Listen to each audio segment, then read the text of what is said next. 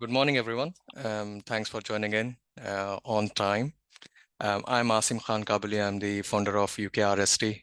I work as a consultant neuroradiologist at Royal Preston Hospital. So what we will do is we will briefly go through some introductions, and then I'll talk to you about what UKRST means and what do we do. So we set up in 2018 UKRST as a forum, and then since then we have been growing leaps and bounds.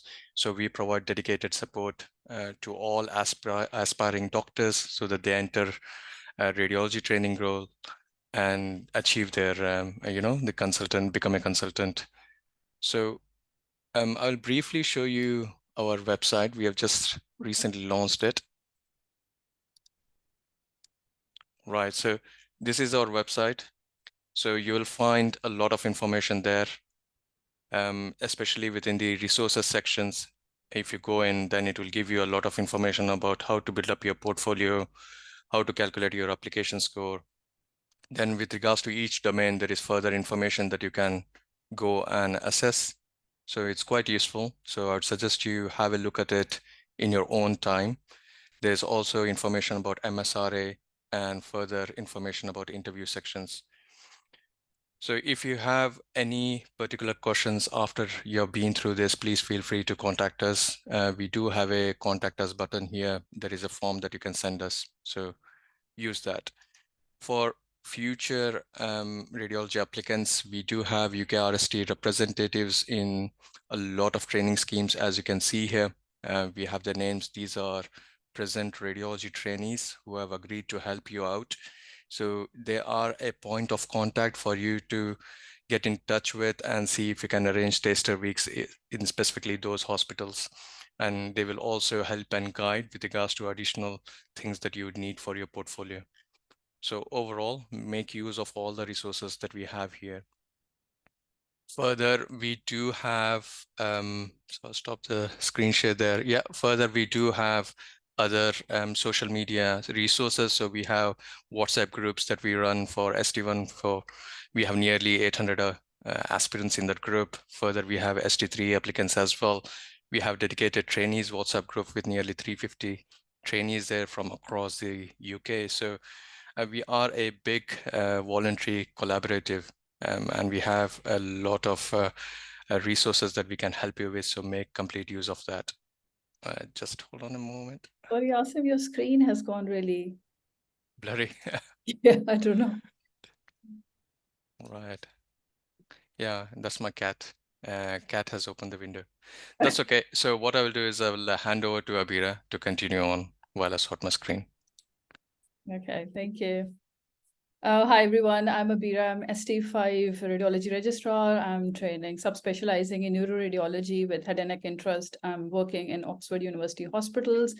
Previously, I've done my core training in Portsmouth in Wessex, and then I reapplied through Oriel by national recruitment and got in. I've started my ST4 in Oxford. So I've been involved in UKRST for the last 3.5, 4 years. And I organize most of the events like the mocks and the webinars. We recently did an ST1 webinar, which was basically for applications, for portfolio building, and also for the interviews. And this is specifically for all the shortlisted and all the reserve candidates who are going for the interviews. Also, for the last 2 years, I've been conducting ST3 mock interviews. As you know, RCR just recently started ST3 intake. So in the first year, we only had like a few candidates who approached me, and I personally did, me and Asim, we personally did some interviews for the candidates who got into the training posts. Last year, we interviewed around 9 candidates who were shortlisted, and all of them, they got in. We also have an ST3 cohort WhatsApp group. We also help with fellowship interviews and also with the consultant interviews. And most of it is, not most of it, all of it is done in our own voluntary time. And lots of hours they have gone behind this to conduct this webinar, and also for the mock interviews if you have booked with us. So yeah, I will pass on to Angelica and Dahlia, who have been super amazing, and they have organized this webinar today. So over to you guys. Hi, good morning. I'm Angelica. I'm one of the ST2s from South End, so I'm under the East of England Deanery. And thank you to Abira and Asim for involving us in this webinar. Essentially, yeah, so I'm an ST2, and my partner Dahlia is Dahlia. Oh, sorry, I was muted. Hi, I'm Dahlia. I'm currently an aspiring radiology trainee, so I'm just going to say pre-trainee radiology trainee. I'm currently actually a GP trainee, and before that, I was CMT, finished that in Newcastle, moved to Manchester, and I'm doing GP training at the moment. But I'm really hoping to get into radiology one day, and this whole experience has been really interesting and enjoyable. Just trying to like organize the webinars and being part of this team. So should we get started? Angelica, do you want to go over the housekeeping rules? Yeah, so I'll just go over the housekeeping rules.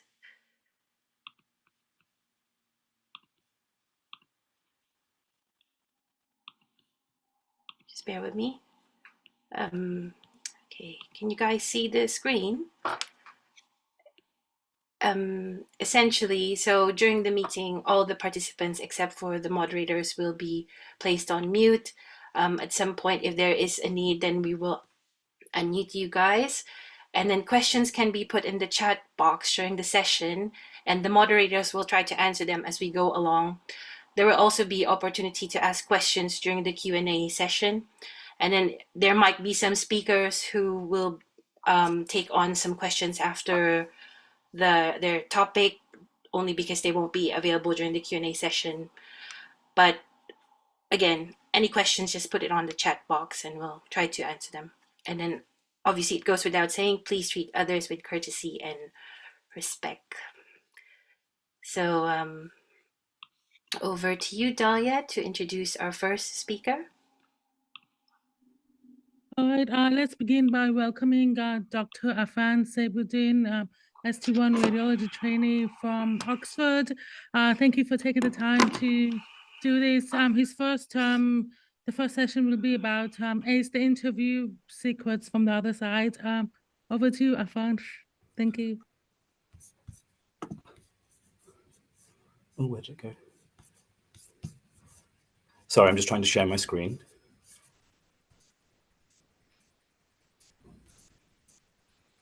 Oh.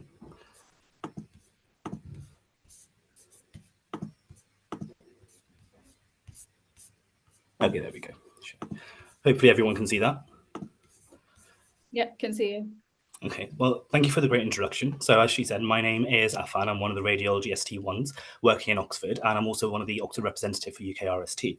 So this time last year, I was in your position. I was also applying for the radiology and preparing for my interview, and honestly, going a little bit crazy because of it. Thankfully for me, that interview went quite well, and for full transparency, I got a score of 58 out of 60. So hopefully talking through how I prepared and my experience, that will be useful for you in your own preparation. So in terms of what I'll cover, I'll talk about some preparation techniques and resources that I used, some of the questions that you might get and how I tackled the questions, lessons that I got from my feedback, what I did on my interview day that helped me set myself up, and then end with some important points I wanted to convey. But before I start all of that, I just wanted to say, well done. You've all beaten the MSRA. You must have got some really good scores to get a radiology interview, and you're either done or almost done with your portfolio. And that's a mountain of work that you've already done. I just wanted to also mention that in previous years, at the point of getting an interview, you have a 2 to 1% of getting a job. So there's a little bit of work left to do, but since this is 50% of your score, it's still very important. So let's move on to how I prepared. I just wanted to mention, I'm going to be talking about my experiences because I can't talk about other people's experiences. My approach is very specific to me, and it may not be the style of everybody else's, and that's okay. One of my colleagues had a very different approach to me, but got the exact same score. So even if may not all match how you want to do things, I'll still hope that you're going to get something out of what I'm speaking about. So in terms of how I prepared, I used a couple of books, first being the radiology interview book that everyone probably has seen somewhere online. With this, it's not the most comprehensive book in terms of general interview styles and interview technique. However, it's quite helpful for some radiology specific things that I otherwise may not have known about. So it talks about radiation protection, talks about what happens if a pregnant lady gets scanned, if the wrong patient gets the wrong scan. And this could easily come up in your interview, and it's helpful if you have some way of addressing those questions. In terms of something a bit more comprehensive and a bit more rounded, the medical interview book that you see on the right is really helpful. So this I particularly used for those ethical questions and things about difficult patients, difficult colleagues, and it has a lot of techniques and structures. So there's things like the SPY structure and the STAR structure that I won't go into because I'm sure you've either come across it or you can find it. But I found this book helpful for that. And then I also did a mock interview actually with UKRST this time last year. And I found that really helpful. Not only was that because, first of all, it was just more interview practice, but it was interview practice with people who'd gone through the system and who were unbiased and would just tell me the truth. And the big bit of feedback that I took away from it is that even though I had a really good portfolio, how I was initially presenting myself, I wasn't showing that I would actually be a good addition to the team. So by taking on their advice, I didn't change my answers. I just was able to reprioritize how I said things and rearrange how I said things to present myself as a more well-rounded candidate. This should come as no surprise to anybody, but practice is really important. I practice with friends, with IMT applicant friends, CST applicant friends. I'm lucky enough that my sister is an Obs and Gynae ST7, so I practiced with her, and that senior perspective was really helpful. I didn't have any colleagues who had radiology interviews as well, but many of you might have, so get together with them and that'll be really helpful too. But also practice with yourself. Practice in front of the mirror, practice in front of the laptop camera. Your interviews will be online, and this will get you used to, first of all, talking about yourself and talking kind of without people interrupting you for a little while, but also may help you recognize some distracting body language habits that you may have. Make sure if you're practicing with other people, do it in person and online, because as I mentioned, and as you know, the interview is online. And that is different to doing it in person. So for example, there are some people who say that you need to be looking directly at the camera when doing your interview, and there are some people who say that that's not needed. So my approach was looking at the screen, looking at the faces of the interviewers, because that made me comfortable. It felt more like a normal conversation. And also I was able to judge their reactions. But the people who say to look straight at the camera, they argue that it makes the interviewers feel like you're talking directly to them and comes across more professional. Both are very valid, and I would advise just to do what's more comfortable for you. Because if you make yourself uncomfortable doing what you think might be better, then you may not come across as well. I'd also say, be the practice interviewer for other people. This will put yourself in the shoes of the interviewer and give you some perspective about what they might be looking for. And if you hear an answer that you like the structure of, you can adopt that. If you hear an answer and you thought that wasn't particularly effective, you know to ignore that. And it just helps you put yourself in a different mindset. And then I had to ask myself, what do they actually want to see in the interview? Because they already know that you're very bright because you did well at the MSRA, and most people would have a good portfolio as well. So the main question I think they're asking is this someone I'd happily have as my trainee? And that is a balance of showing the impressive portfolio points, which they don't have access to and you have to tell them about, but also showing those soft skills that demonstrate that you'll be a great addition to the team. Keep in mind, they are not looking for you to be a preformed radiologist. They're not going to get you to look at a scan and interpret it. Imaging did not play a part in my interview at all. So let's move on to the types of questions that you might get. So keep in mind, this is not a comprehensive list. This is more speculation of what we think may come up. So in terms of the commitment to radiology, you may have some questions that allow you to show off your portfolio. So like, why radiology and how have you demonstrated your commitment? The way that I'd approach these questions is think of a few bullet points and practice talking through them. I would not recommend having a script, because if you have a script and you get interrupted with a follow-on question about one of your points, I find it a lot harder to get back on track for a script rather than just move on to the next general bullet point. And also, it seems a lot more natural if you're not talking woodenly from a script. Make sure you use your personal experiences to back up each point and arrange those points from higher priority and higher impact to lower priority or impact, and really squeeze in those portfolio points. So in my first sentence, I talked about all my exposures to radiology and some research I was able to do. They asked a follow-up question about research. So I said, I've got 2 publications that sent me to 3 different conferences that I presented nationally and internationally, poster and oral.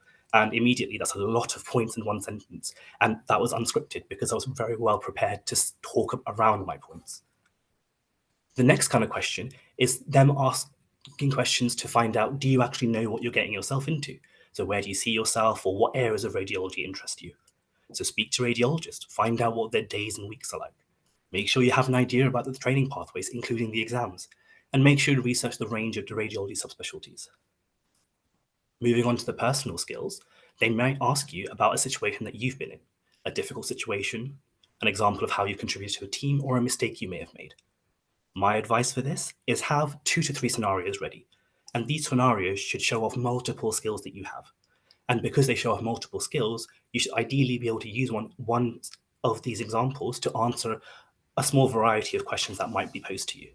So my example was about a situation where, unfortunately, a patient passed away because of a mistake that the team may have made. And I had to talk about how the seniors weren't there, so I had to step up. I had to break bad news to the family, and I had to also debrief the entire team because everyone was quite shaken up about it. So it showed empathy, it showed forward thinking, it showed leadership. And I was able to tailor that to the question that they specifically asked. They may also then ask you about a theoretical scenario. So, for example, a patient's upset or they have difficult circumstances at home, so it affects their work, or a disagreement with a colleague. I think the way that I approach this is separate the scenario into the different issues and address them. Make sure you're showing empathy, but make sure you allow them to realize that you know that patient safety is paramount. Show them that you understand escalation pathways, be that to ensure patient safety, or escalating the support for your colleague, or raising concerns about your colleague if it gets to that point. The SPY structure that I learned from that second book I talked about was really helpful in that. And bring in your experience if you can. So my experience, I used to be a peer supporter for 3 years at a voluntary society called Nightline, and I was bringing that into my scenario, and they appreciated that. And then another type of question they could ask you is, what kinds of attributes and skills do you have that can be helpful in radiology? Again, I address this just like the first question, because this is allowing you to really sell yourself. So think of a few bullet points, practice talking through them, use personal experience, and squeeze in those points. So I also thought it'd be helpful for me to go through my feedback and take some excerpts from it to show what they really thought was effective. So the one thing that came up multiple times was the examples I used to show interest and experiences. In the commitment to specialty question, they enjoyed the energy that I had. If you're talking about your commitment to radiology and you're not showing excitement or energy, it just won't come across as well. And they appreciated that I was able to demonstrate my knowledge of the radiology career. In terms of the personal skills, I was able to demonstrate learning and reflection, and empathy, thoughtfulness, care. And as I mentioned before, I used my own experience. And the general impression they were left from me is that I was someone they wanted to work with. So if you try to frame yourself and present yourself that way, then I think that will do you a whole lot of good. In terms of how I did my interview day, this should all be quite simple and quite obvious, but I made sure I had a really good night's sleep, as best as I can. I had a good breakfast, and as much as I love my coffee, I made sure I did not over-caffeinate. I set up my interview station like this, where I had my laptop on top of something to elevate it to my eye level, so I was talking comfortably at the interviewers. And I was really nervous, but I made sure I smiled throughout the entire thing to try to take that nervous energy and hopefully turn it into something positive. That's difficult to do because we're all going to be nervous, but I do think for me that really helped.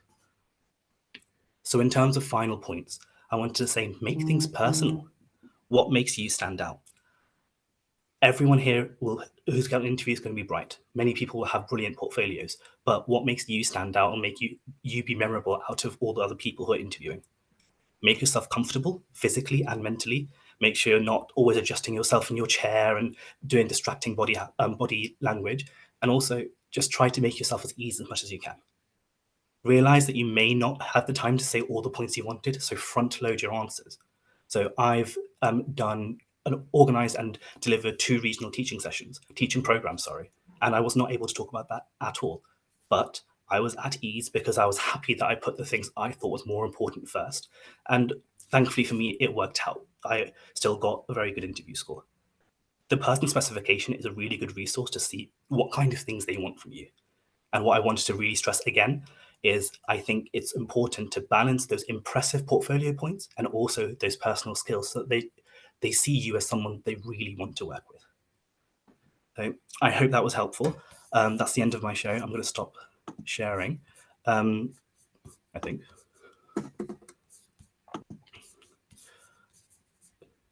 If there is time for questions at the moment, I'm happy to take some. I'll leave that to the organisers. Otherwise, I can come back in the Q&A session for questions.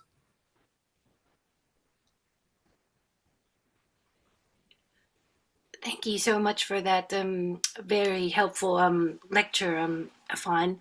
But yeah, we're happy for you to take on any questions. If anyone had any specific questions for him, I suppose. Feel free to pop the questions in the chat box so we can ask Afan if it's easier. Oh yeah, someone's just asked, could you tell us more about your approach to why radiology question? So what I did, as I mentioned, I had a few things I wanted to say, because the way I thought about why radiology is I wanted to say, oh, I've done this stuff in radiology that helped me realize that it's really cool that you have all these experiences to work in different specialties, that you can do research. So I spoke about elective taster week, medical school placement. I spoke about the research that I've done. I've spoken about the conferences I went to that showed how my interest and showed how I gathered my interest. I spoke about how you can do both hands-on interventional work and you can do diagnostic work. So use your experience and what you've seen to show that you are interested in it. And that's probably the best thing I can say. Just statements without supporting it with evidence and experiences don't have as much impact, in my opinion. Oh, thank you for that. Angelica, do we have time for one or two more questions? Or Yeah, we can probably take on two more okay, questions. fine. Someone's asking about your experience in as an ST1 in Thames Valley. How was the teaching structured? So that's quite a specific question. I think because that may not help everybody here and I don't want to take people's time, I'm more than happy to answer that if you want to send me an email. As Asim said, our emails are on the UKRST website. So I'm very happy to answer the question, but I want to make sure that the questions and answers are helpful to everyone for this session. Fair enough. That one may be more broad and applicable to everyone. Do the interviewers ask questions based on your answer? For me, they did. So as I mentioned before, I mentioned a word about the ability to do research, and they asked me what research I've done. So I was able to then sell all of the research that I did and the conferences I went to because of it. And I was able to even put a word about audit. So not everyone would do that. I think it depends on interview style, because I've not been an interviewer. It might be based on interviews of the particular interviewer, but I would be ready in case they do. But I wouldn't be put off if they don't. Thank you for that. Can you take on one more question, Afan? Is that all right? If you have the time, I'm very happy to, but I'll probably leave after this, leave the video, but then come back for Q&A. All right. I think we should proceed with the next speaker. Yeah. Okay, we'll probably just answer the others' questions in the Q&A section. Okay.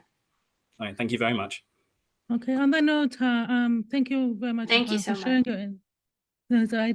Now I would like to introduce our next speaker, Dr. Hadil Said, who's an ST2 registrar, radiology registrar from St. George's.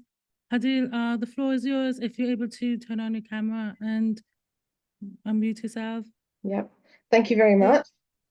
Hi, good morning. I'm Hadil. I'm one of the SE2s at George's in London. And my section of this is going to be about the question, why radiology? So you might find that some of your questions that you have are answered just throughout when the speakers come up, because we're trying to tackle different bits. And then some of the things that we say will just come up again and again. And that's probably, that's going to suggest that it's a fairly important point. Just some things are just so applicable to everyone and for every question. So just take those things on board. I'm just going to share my screen. Let me know once you can see it.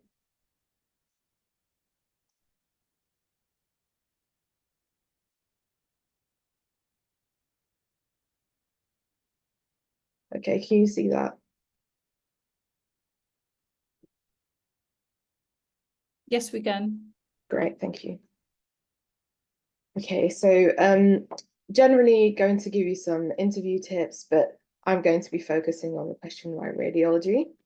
I'm an SC2, so I was doing this not too long ago. I do remember what it was like, and I remember my experience. The first thing I just wanted to quickly mention is the person specification, and just wanted to reiterate how important it is. It's something that someone else is going to talk about in a bit more detail, so I'm not going to spend a lot of time on it.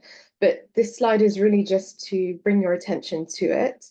What I did when I was preparing for my interview was I found the person specification. I basically pulled it up, and then I went through every single point and had a look at how my personal experience could be applied to the different criteria and how I could bring them into my interview. So that's what I did. So I had it on one side of my page, and then I made notes on how I could show in my interview that I met each bit of the person criteria. This one is from last year, but I've checked the most recent one for this year, and it looks very, very similar, if not identical. So you can find this on the HE website. I highly recommend going through it and making sure that you focus on what's in this.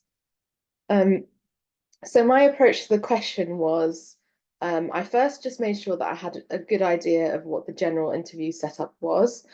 My interviews, I think, were slightly shorter than your interviews this year, from what I understand. Overall, I gave this question about 2 minutes of my time. I think it's a very important question because it's likely to be the first question that you get, and it's also almost guaranteed. It's I think in every single specialty you'd expect to be asked, why do you want to do the specialty? And it's one of those questions that can be very impactful if it sounds very honest and very personal. So like Afan said, I very much agree with him that the most important part of this is to draw from your own experiences. Use your own examples to demonstrate why you want to do radiology. So your medical school electives, your time that you spent on taster weeks, the interactions that you've had with radiologists at work in your departments. Those kinds of things are the things that sound honest, come across as honest, and come across as not so scripted, not so mechanical.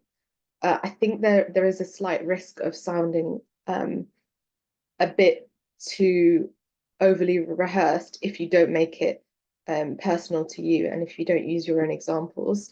So what I did was I had an idea generally of what the interview might be like. I knew how long the whole interview would be, and then therefore I decided that 2 minutes seemed like a reasonable time frame.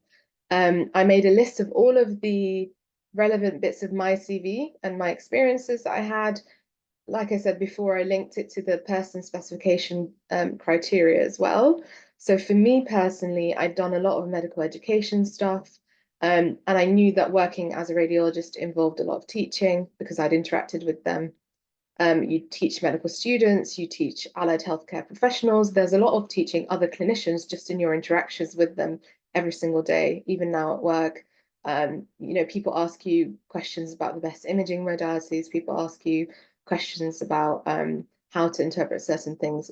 It's a daily part of the job. And mentioning that kind of stuff shows that you have been around radiologists. I'd also done a teaching course, so I mentioned that. I really agree with Afan when he was talking about how in each answer you should try your best to get all the points that you can. So even in a general question like why radiology, you can get points from different sections. So if you talk about medical education, if you talk about research that you've done that made you more interested in radiology, just draw from different bits of your experience that will get you as wide a range of points as possible. But try and do it in a natural way. And the key to that is practice. And the key to that is knowing your CV really well.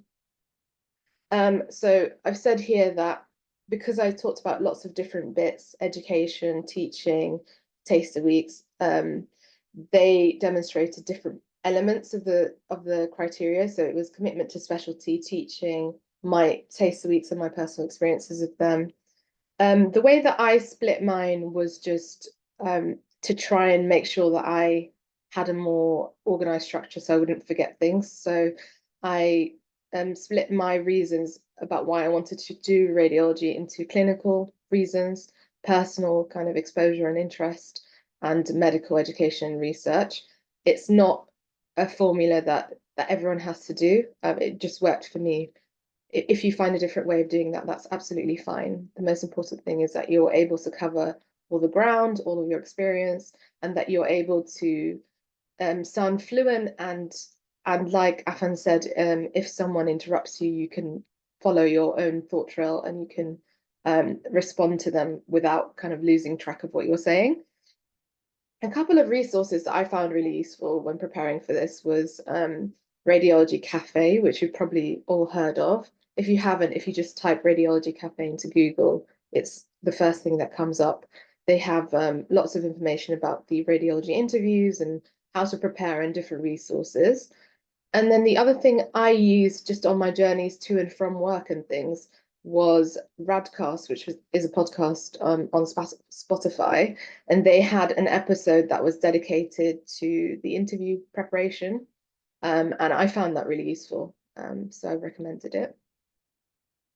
So as part of this question, why radiology, I feel that it's important to just be aware of the skills and the qualities of a good radiologist. And so I've listed a few, there are many. For me, the things that I focused on were these. So I thought about the fact that radiologists should have obviously really good clinical knowledge. They should know the pathology, physiology, and anatomy, and they should be able to bring that all together to answer a clinical picture and make it relevant to the patient's clinical context.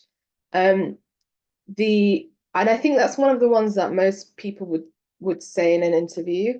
But I think another thing is communication skills. And the further I get into radiology, the more I realize how important this is.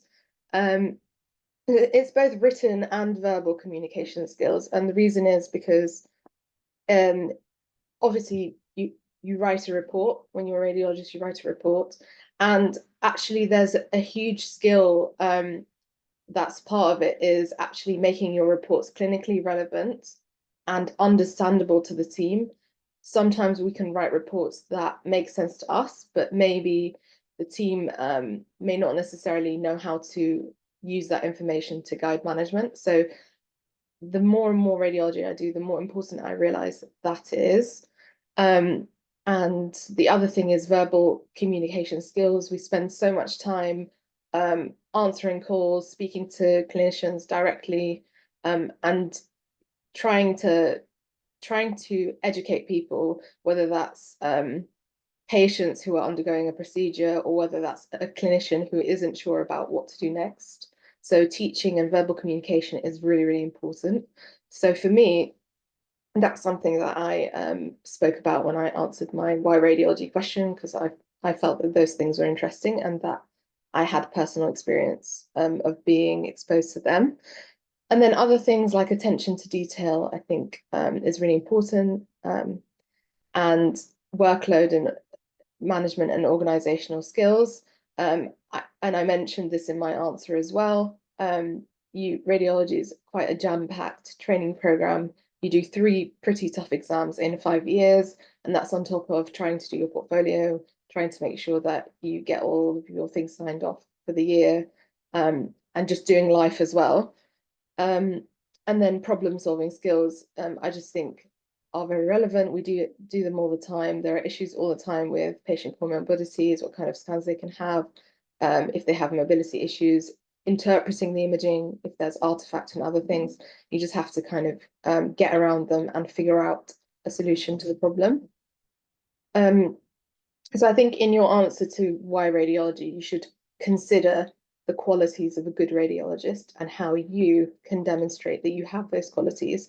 So not a lot of us will have had much exposure to radiology beforehand, but we will be able to demonstrate our communication skills. We will be able to demonstrate how we've managed our workload. You've all sat the MSRA whilst working. Those are things that you want to mention. And if you've done research and other things on top of it, that's amazing. So just wanted to reiterate, the question is about you. It should be drawn on specific examples that you've had. I did use the ISC medical interviews book. I found it useful, especially for ethical scenarios, but there is a risk of sounding too mechanical and too samey. So you want to avoid that. And the way you avoid that is by drawing on your examples. Make sure that you mention taster weeks, any exposure to radiology that you've had, any knowledge that you have about MDTs, and about clinical governance or realm meetings. I did in my interview. I recorded myself and I watched it back because you notice different habits that you have that you might not otherwise notice. I practiced with colleagues, and I just watched my body language and habits that I had, nervous habits that I had. It really, really helped. I recommend doing that. And I just wanted to do a quick mention of things that you should try and avoid doing. So I would say when you're answering this question, try and avoid making big, broad statements about certain topics. For example, AI, unless you're someone who has a lot of experience in it and you have a very specific and nuanced view or comment to make, because those topics, if they're not tackled appropriately or given enough time, they can come across as just under researched, and you can come across badly. So unless you have something very specific to say and you have a lot of knowledge, try and avoid saying stuff about it. And then just controversial comments in general. So making judgments about other specialties, or saying things like, in my practice, when I was doing practice interviews last year, some people were saying, I just want to have a really chilled lifestyle. And that kind of thing, I personally would avoid, because it may not be completely accurate. If you work in a tertiary hospital, it may not be completely accurate. It's okay to mention lifestyle, but I think just be careful about the way that you phrase it. And then the other thing is that in radiology, there are traditional training schemes and academies. My personal feeling is that you should avoid saying anything too negative about one or the other, because you don't know who's interviewing you. And try and refine your answers, because when you're nervous, I know that I can go on for too long, and other people have this problem as well. So just try and refine your answers. You can do that by recording yourself, doing it under timed conditions, and getting other people to give you feedback. And I just wanted to say good luck. Well done for getting this far. You've got a really good chance. And let me know if there are any questions. Thank you.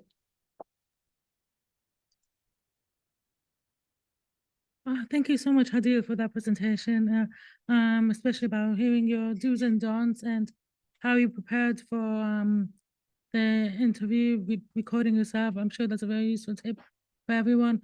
I don't know if you have, are you able to take questions at this time, or should we just move on to the next? I can stay for later, so that's fine. Okay, great. Okay, great. Should we look at the chat box and see? I think we can take on questions for Hadil at the end of the Q&A, and then because she'll be able to stay on for the Q&A. Fair enough. And then we can move on. Great. So sorry, hang on. Oh, sorry, I accidentally turned off my camera here. Just gonna introduce sorry about the background noise here. Just introducing the next speaker, Dr. Barvelan, who'll be talking about communication, leadership, and growth. She's an ST3 from Imperial College Healthcare Trust. Thank you, Bar, for taking the time to do this. Do you want to? Hi. Yeah, there you are. Hi. Hi. Thank you for organizing this. I wish I had this when I applied a few years back, just because it gives you such a good overview of everything. You get so many different viewpoints. So it's so helpful. I'm going to talk about leadership and communication. And I thought that it would be nice if it'll be interactive and people have some questions as we go along. So I didn't prepare a presentation for it. I was more thinking of giving you these 10 minutes of thinking as we kind of go about this. What in your personal experience relate to this? What can you bring to the table? And the first thing I want to stress is that it does not have to be radiology. So demonstrating leadership skills and communication, you can demonstrate that from various fields in your life. Definitely, these are transferable skills. So try and identify what that means for you. Basically try to look back, look at your obstacles. All of you had obstacles in your lives. A lot of you came here where you trained elsewhere and you have different experiences from different healthcare systems, adjusting. This is all about showing that you're resilient. As was discussed in the earlier couple of talks, this is a difficult training. It's a difficult training scheme. The exams are difficult, they're hard. You basically need to know all of medicine plus how it looks on imaging. And that means that you'll need to have resilience. You'll be the most senior person on call for your hospital for radiology as an ST2 in some schemes.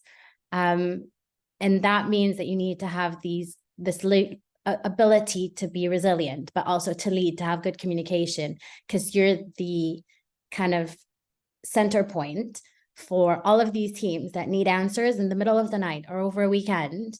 And you're the one that needs to give them the answers, but also give some plan. So try to find examples that you relate to, reflect on it. So I think that the most important thing is to bring personal experiences, like it was said before, just because it makes it more organic rather than this programmed kind of, this is just a general kind of concept or an example that doesn't really relate to you. It doesn't transfer as well when you're doing an interview.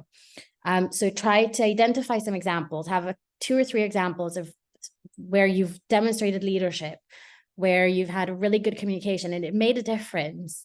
Reflect on it, reflect on what you've done well. So say what was your strong points, what were the things that you've done that you're proud of and you definitely want to carry on doing, but also identify areas that are maybe somewhere that you could have done something different, just because that's where personal growth comes from. So if we don't look at these things, we'll never actually grow from these situations.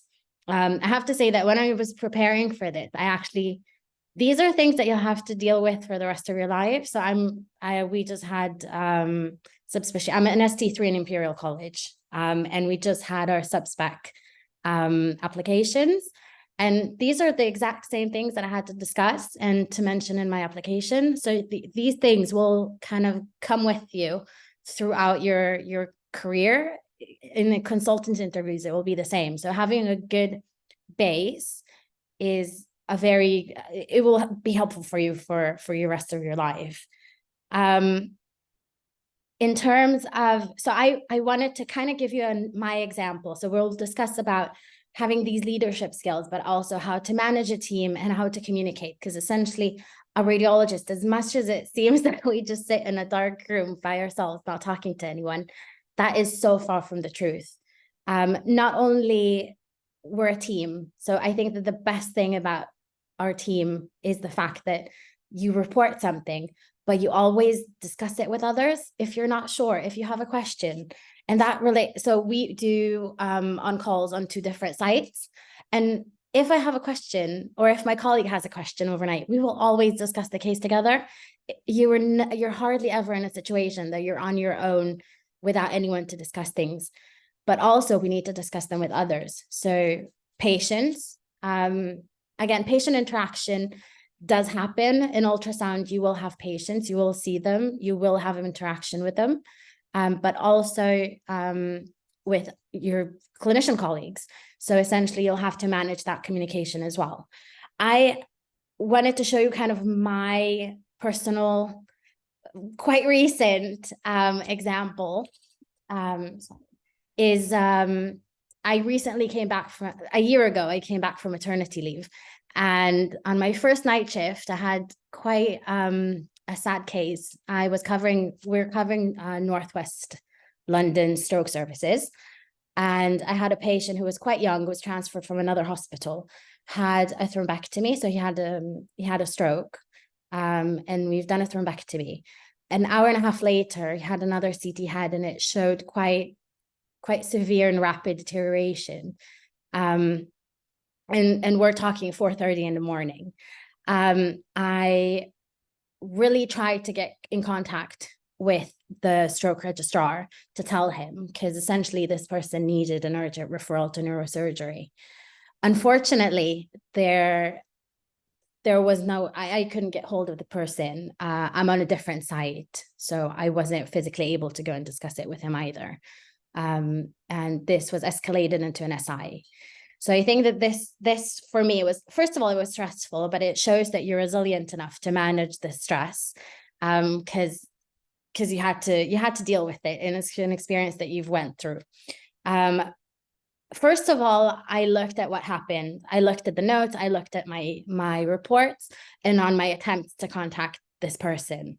Because again, this shows an area, really demonstrates how a lack in communication really affects patients in radiology. So if we see something that's critical, we really, really make every effort to contact the clinical team and to get the management started as soon as possible.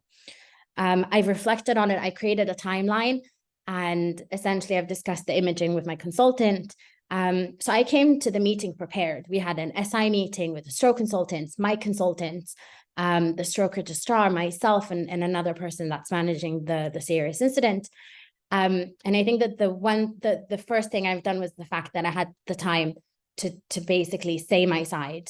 I was prepared. I practiced it like you're going to prepare for your interviews with one of my colleagues, and I knew exactly what points I wanted to make. And on top of that, I identified where we were lacking and gave solutions. So this is kind of like what we said, that we're going to identify what we could have done better and grow from it. We've actually changed the way that we communicate in our stroke service. So hopefully this will bring a better outcome for patients in the future, and these issues won't happen. But this is exactly what you need to go and find in your personal experiences. And again, it can be very, very outside of medicine, but you need to show that you're resilient. You need to show that you take on leadership and you're not shying away from responsibility. Radiology is all about taking ownership and responsibility, because everything you say has your GMC number next to it. Everything you dictate basically is written in stone, and you can't change it. So you have to back it up. Even if you've made a mistake, we will be the first ones to say that we've made a mistake and acknowledge it and learn from it. But that is definitely something that you need to consider when you're applying for a career in radiology. Make a point of an example that you had really good communication, something that demonstrates that you are approachable, you're a good worker in a team, and you're happy to manage these situations and not shy away from this responsibility. I think that I gave an example of being an F2 where I was covering ENT overnight, and my colleague who was covering general surgery decided to, I think, quit the day before. And I had to cover all surgical services for the DGH I was working in, which meant I was holding 3 bleeps and had to manage multiple teams, multiple wards. But again, clear and effective communication with your nursing staff, clear communication with my registrars, being very clear about what I can do, what I can't do, escalating when I need to. Again, they want to see that you're a responsible person, that you're able to take ownership and basically carry your own responsibility. But ultimately, always think about the fact that the people who are sitting in your interview want to see you as their future colleague. Training really goes by so quickly, and they will be your colleagues sooner rather than later. That's what they want to see. They don't want to see someone who gives quite textbook answers. They want to see a person behind these answers as well. So try to tailor things as much as you can, as was said previously, because this is what differentiates you from others. I think that I'm on time even. So if you have any questions, I'm happy to take them now or a bit later in the Q&A. So whatever you prefer, Angelica and Dahlia. Thank you so much for that, Bar. Yeah, I completely agree on all your points about communication. Are you happy to stay on for the Q&A session? Yeah, sure. All right. Thank you so much. So if that's the case, then we can move. Thank you again, Bar. No Really worries. Good luck appreciate to it. everybody. Yeah. So our next speaker is an ST2 radiology registrar from Leeds, and from the Leeds and West Yorkshire training scheme. She's going to talk on person specification and exams. Our next speaker is Dr. Georgina Appleyard. Hi, thank you. Thanks, Angelica. I'll just share my screen.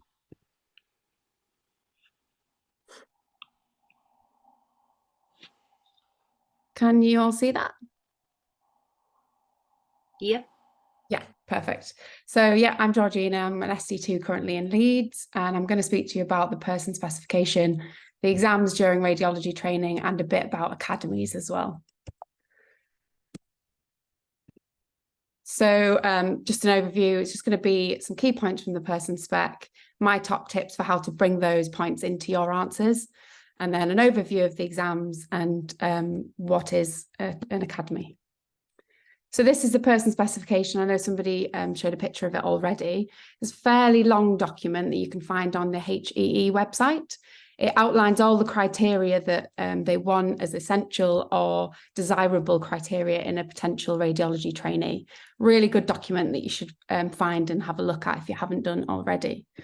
So I've taken 5 key areas from this person specification and just gone a little bit into depth about some of the points that they ask for and how I think you can best bring out those skills sort of in yourself and show them that you'd be a good candidate. So the first one that we have already slightly touched on is commitment to radiology. Some of the quotes directly from the person spec I've put in the middle there in the black ringed box. And this really, they want to see your enthusiasm for radiology. They want to be able to see you as a future colleague and see how much you desire to be a radiology trainee. So points that you could bring out here are what you've seen on your taster, whether you've spent any time in the radiology departments, your phone calls with radiology professionals in your career so far, and how you feel like a radiology career would fit in with you and what you want for your career and your path. Have you done any specific courses or achievements in radiology, like the Red Dot radiology course or something like that? Just shows that you've gone that little extra mile. Have you chatted to any current trainees or consultants and found out for them what it's like being a radiology professional? Have you found out what the training program is? So it's a 5-year course, usually 3 years of core sort of general training, and then becoming more specialty driven in the last 2 years. And there are so many specialties, subspecialties that you can go into within radiology. Are you aware of some of them? I wouldn't necessarily recommend saying, I really want to do, IR, for example, but you could just say that you're aware of all the different options and that you're excited by that. Be aware that there are 3 exams. I got asked in my interview whether I knew what the exams were and how I felt about them. So make sure, I'll touch on the exams as well in a little bit, but make sure you know roughly what they are. And also that we then CCT as a radiology consultant after those 5 years.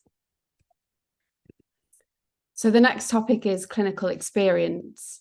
And there are some key points on the person spec that I've put in the box there in the middle. Patient safety is always paramount in all of your answers. If they give you a clinical scenario, make sure you mention patient safety and how you would go the extra mile to, maintain patient safety. Have you got any extra clinical experience after F2 or even during F2, anything extra that you've done? So any working abroad or any of your exams like MRCP, MRCS that you might have achieved already. And if they give you that clinical scenario, you could explain how you've used your clinical knowledge and made prioritizing decisions. Prioritizing is really important for radiology. When we vet scans, we have to give them sort of an urgent code or say that can be done in a few days or in a few hours, or it needs to be done straight away. So prioritization is a really good skill that you can bring in from your prior clinical experiences just to let the interviewers know that that's something that you're good at.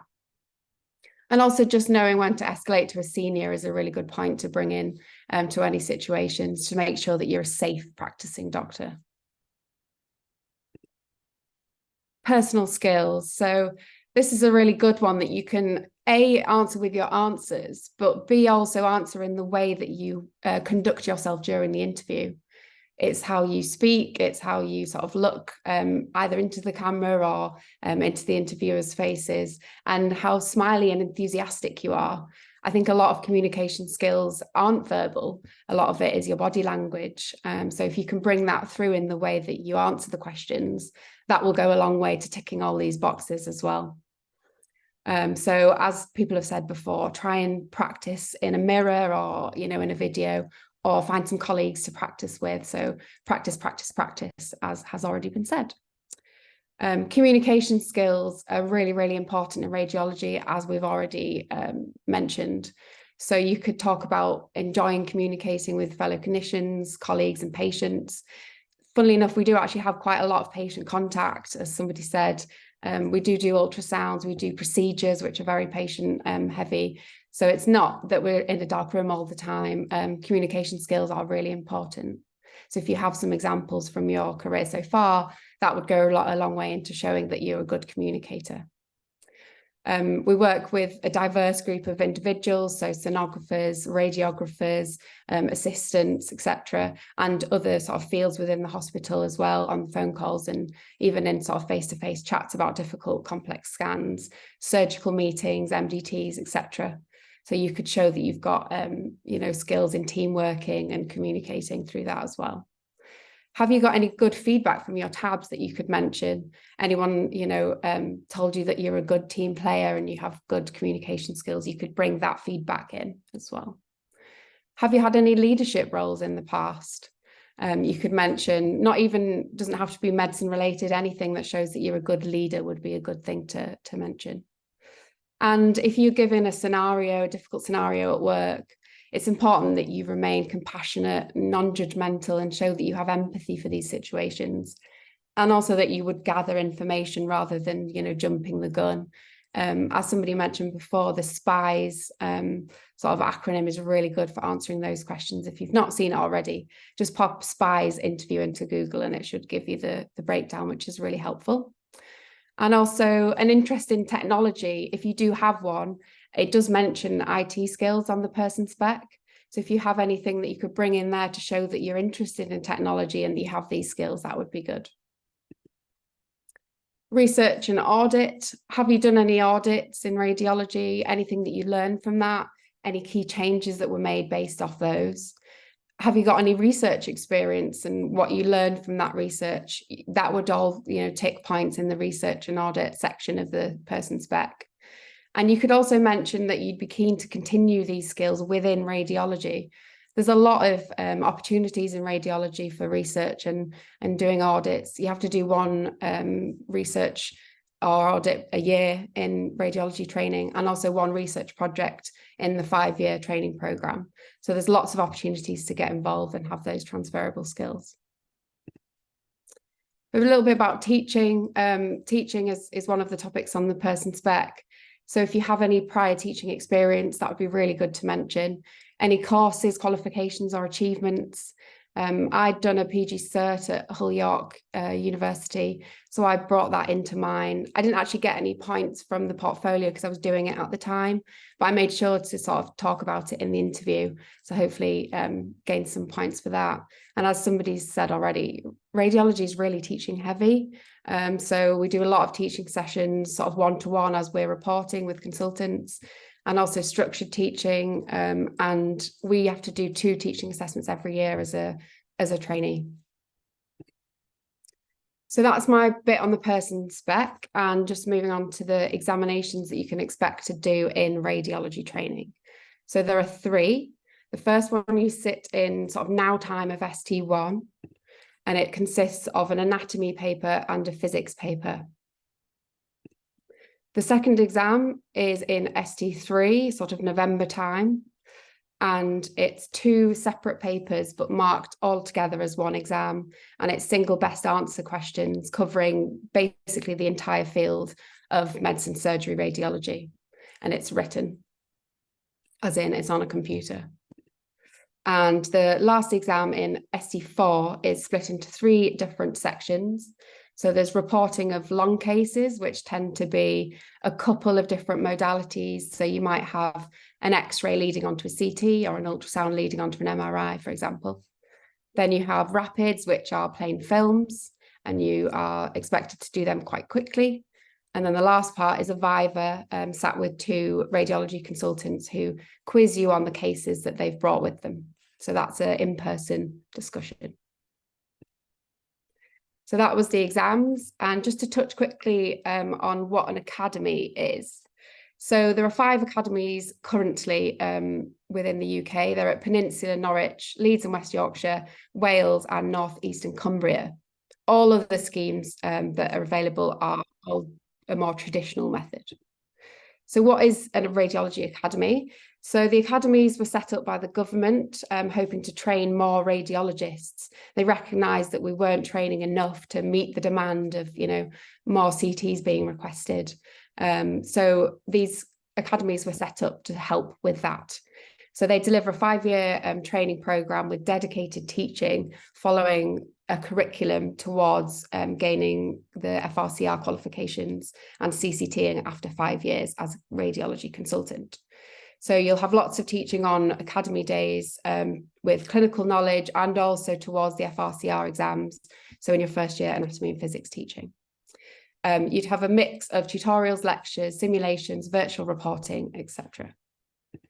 So a slight downside of this is you might have a bit less clinical time in the early years, given that you'd be on academy days having teaching sessions. So a traditional scheme at all the other centres tends to be a smaller number of trainees for a similar size scheme within the same area. Most of your time would be spent in a hospital setting, some larger hospitals, some DGHs, and it's more like one-to-one hot seat teaching. But you do get more clinical time in the early years rather than more teaching. There is still some teaching geared towards the exams, but just less so than within an academy. And again, you CCT after 5 years. A slight disadvantage is that you've got less structured teaching and exam preparation from like an academy setting. But for some people, this might work really well. So this is just some pictures from the Leeds and West Yorkshire Radiology Academy. There's 20 of us in my year group. And we get lots and lots of structured teaching and lectures. And we also do baking Fridays together.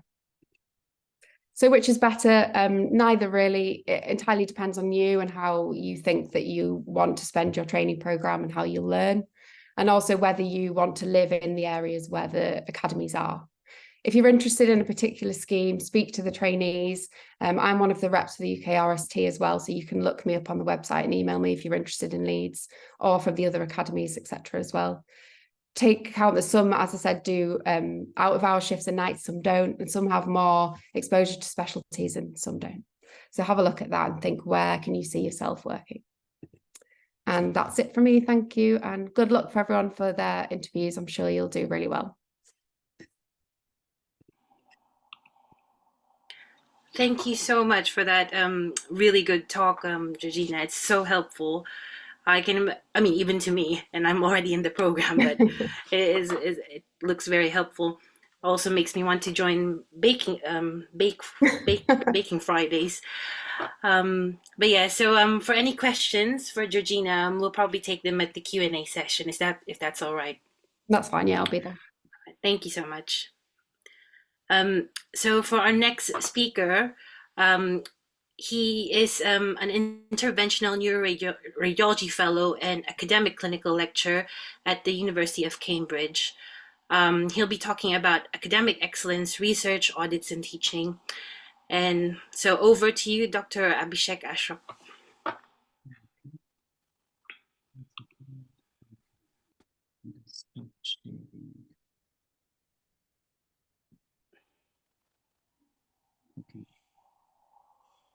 Can you see the slide now? Yeah.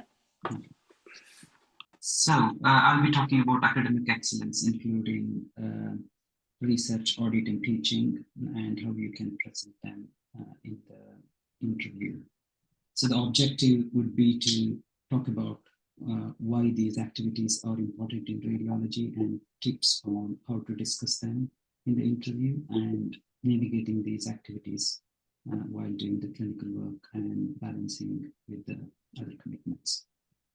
So radiology, as you know, is evolving quite rapidly technologically, but it's also important to see whether these technologies will really result in the good clinical outcome.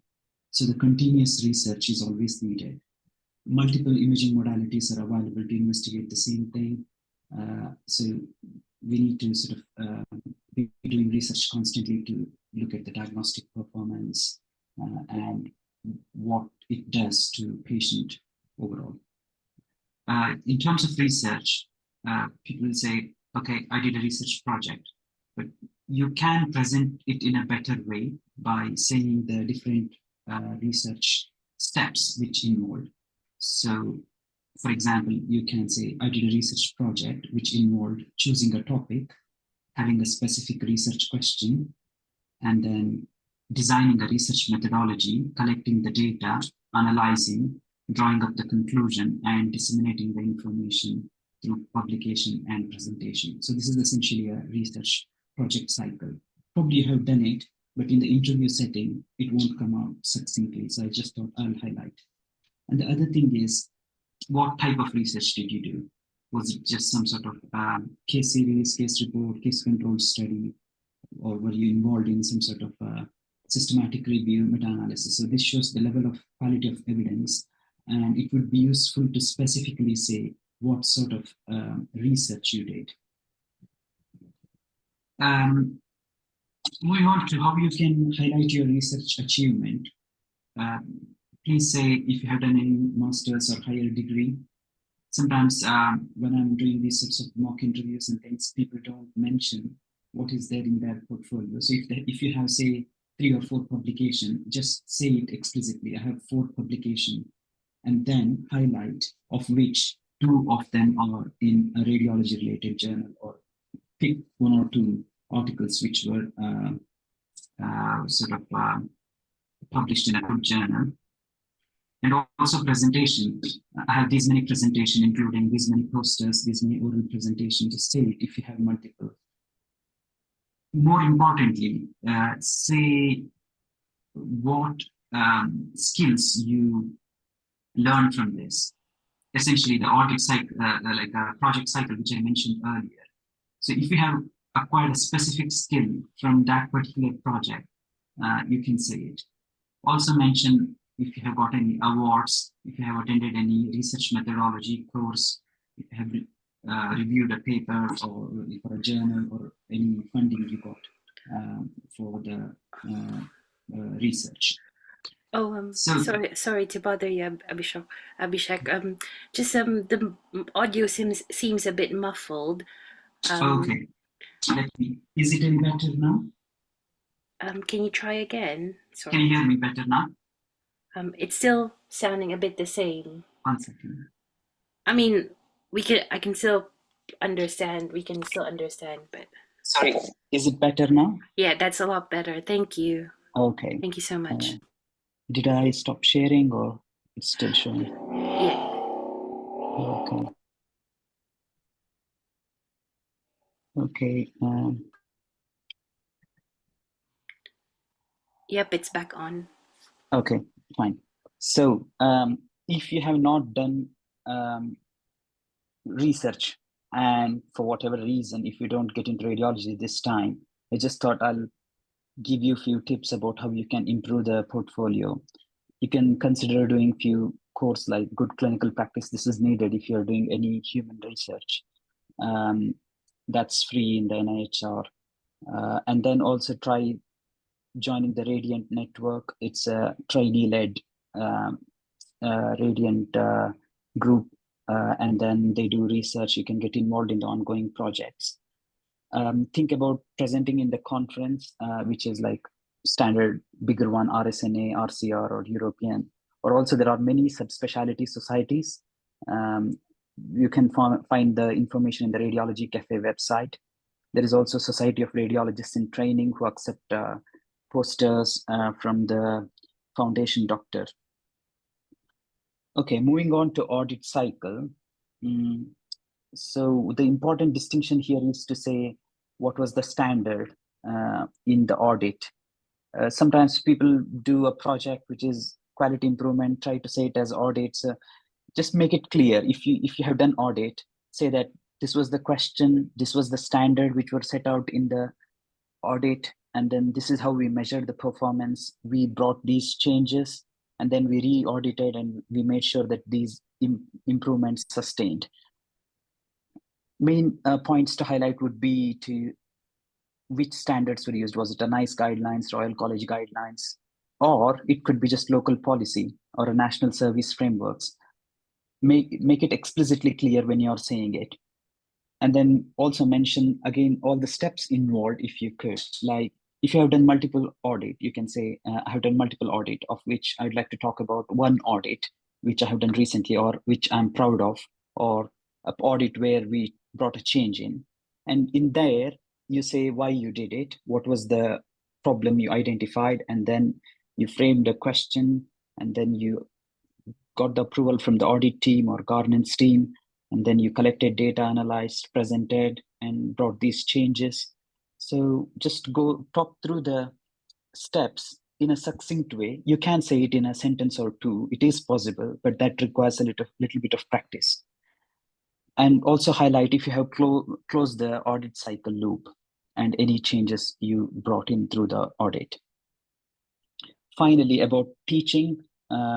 So the teaching also involves multiple steps. First is to identify who are your target audience, and then setting out the objective, and then the content and activities, what you plan to do, any interactive sessions or a quiz sort of thing to keep interaction going, and then summarize the finding. The important thing would be to highlight what type of teaching session. Was it one-to-one, small group, case-based? What sort of teaching session it was?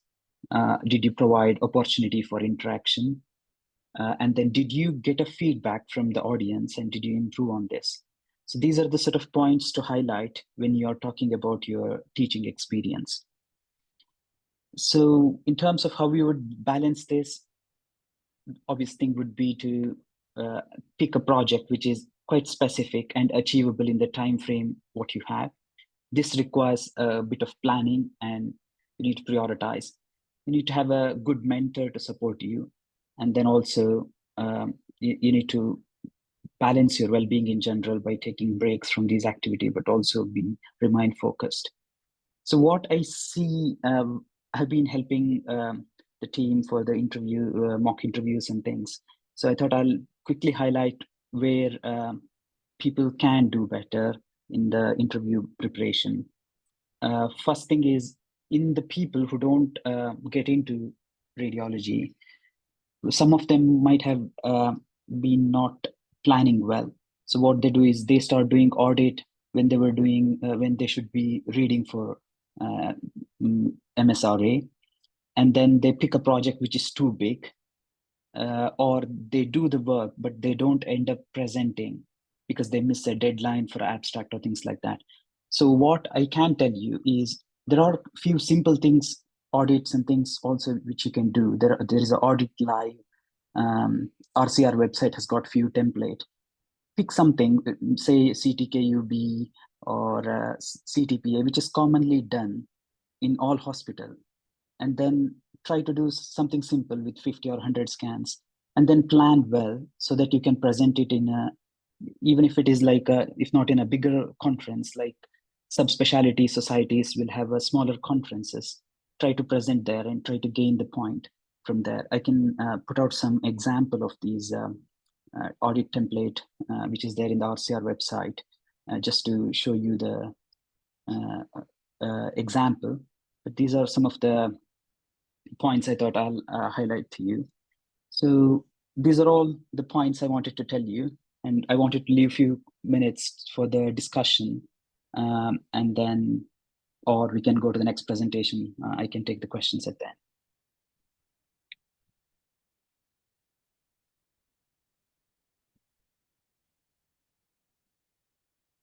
Maybe we can take one question. Angelica, which one? Yeah, so there's this one by Shweta. I have a question regarding publications. I have an article that was published in an ES. Sorry, it's a little bit in.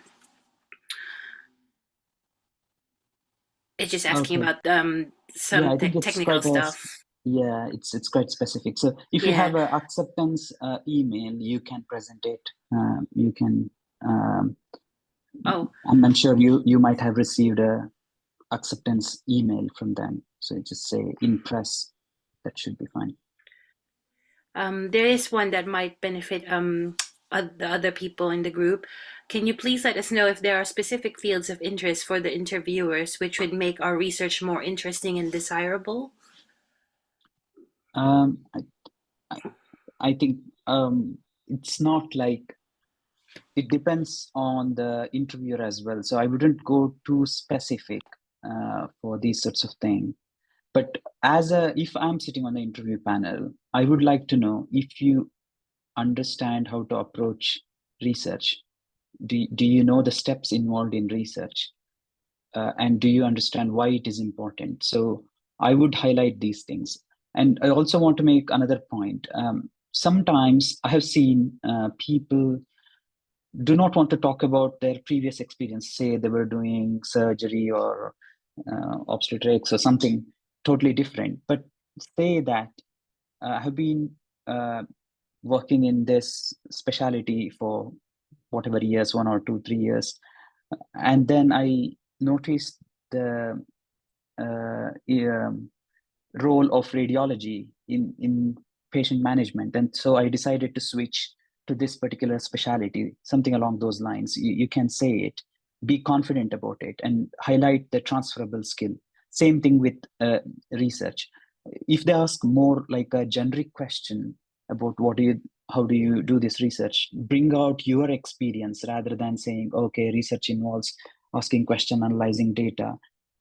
During my project, what I have learned is the research involves these component.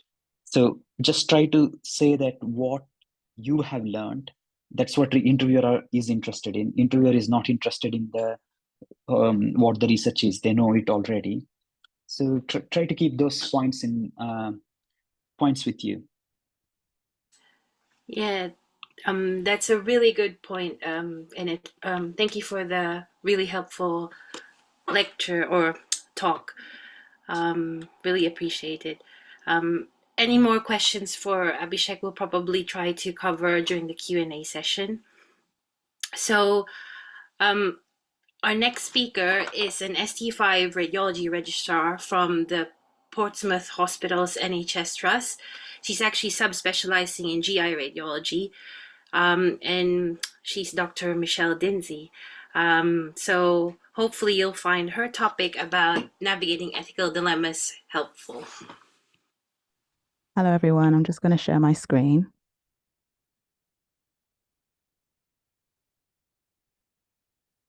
Hope everyone can hear me.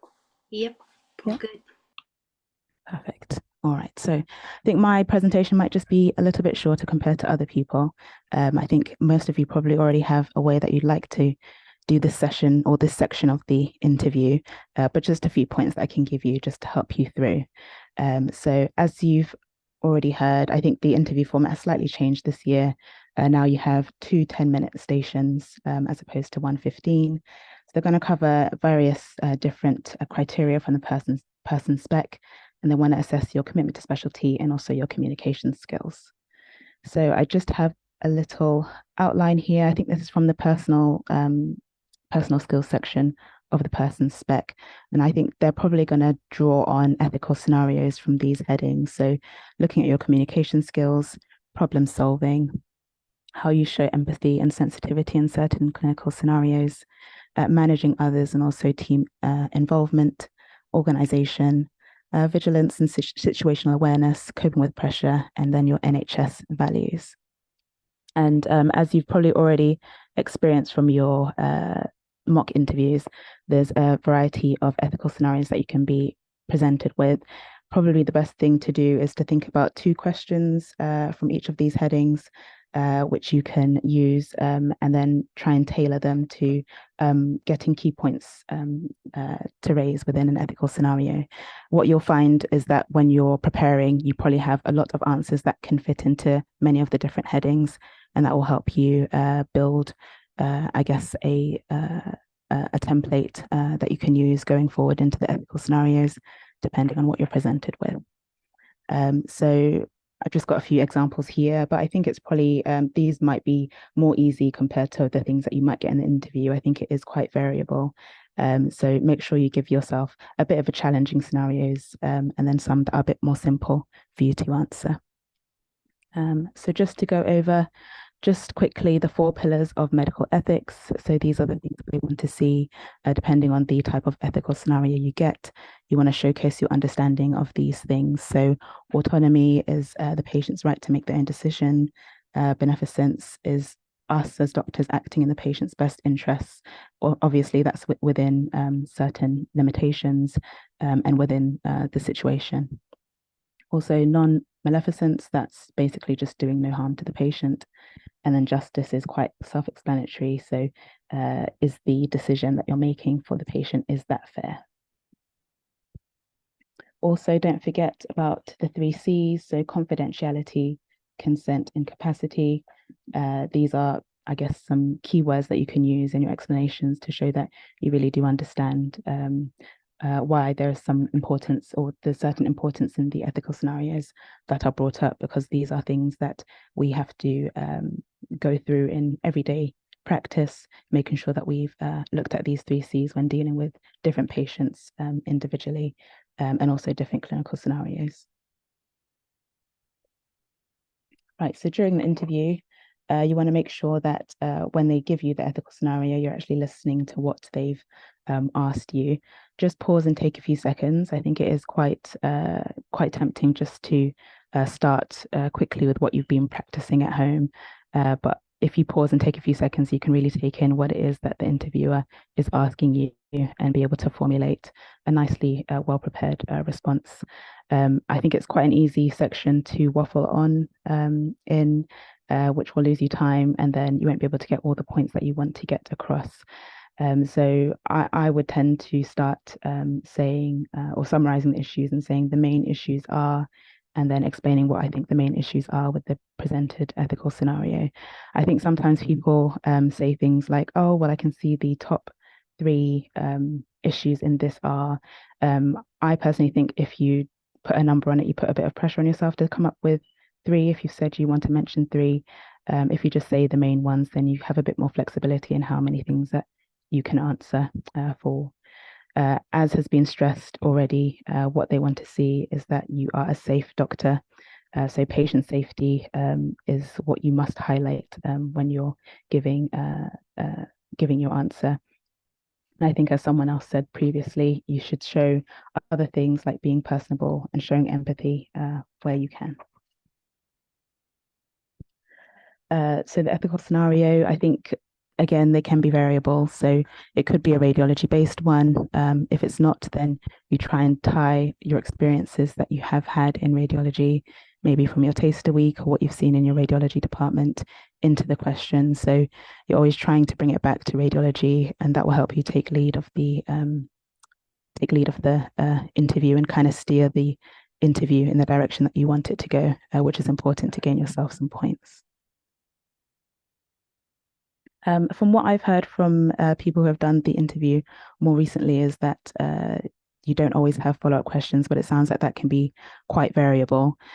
So I would say that you should prepare as if no one's going to ask you any follow-up questions in this during the interview, just so that you can get all your key points across, rather than mentioning or highlighting certain things and hoping to be asked a question back about it. If you've prepared a section, then you'll make sure you get all your key points across and can get your points without the interviewer having to prompt you. So this is the SPIES tool that I think a lot of people have spoken about so far. So this is something that I also was introduced to only recently, and I think it is quite useful as a tool for structuring your answer. So the S is seek information. So any extra information that you could use to help you understand exactly what happened or how the ethical scenario presented. Patient safety, as I said, is the most important thing. You want to make sure that the patient's safety isn't affected because that's who we're tending to. Showing initiative, so that's where you can kind of put in your any leadership qualities that you can show in how you'd deal with the scenario. E is for escalate. So that's like kind of just working within your limitations and understanding that you can't maybe solve every problem on your own. Working with a team and asking for help where necessary, as that's also all a key part of your learning. And then support is also another one that I think is quite self-explanatory. How could you support in this scenario? Looking at other people in the team, like I said, your seniors and other managers in the medical department. All right, so just a few tips just before I finish. So as everyone has said, you just make sure that you practice out loud. That is a must.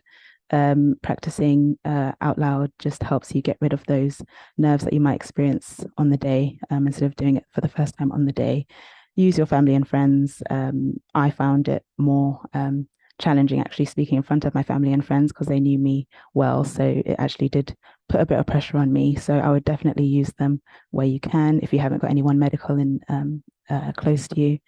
And as I said before, give yourself some challenging scenarios, not just easy things that you'd probably be able to answer easily on the day, because I don't think that's how it goes in the interview.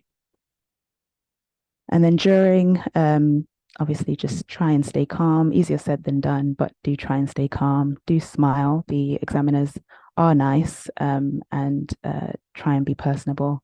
I think that will help you gain more points and also make you feel more confident in the answers that you're giving. That's me. Quite a short talk, but good luck to everyone. I'll also be around for the Q&A session, but I'm pretty sure that all of you guys probably have this one down. Thank you so much for that, Michelle. That's really helpful. And again, that slide on patient safety was particularly emphasized on because that's what it's all about. So moving on to our next speaker, we have Dr. Amrit Gill. She is an ST4 Interventional Neuroradiology Fellow from the South Yorkshire scheme. And she's going to talk to us today about exploring the hot topics in radiology, essentially. Over to you, Amrit.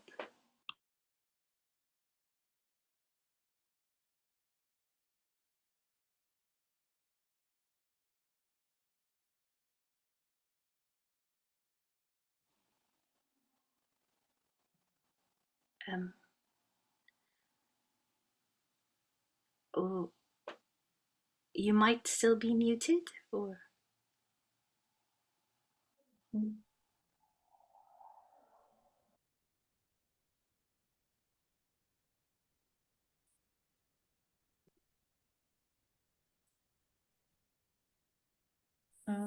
is she there?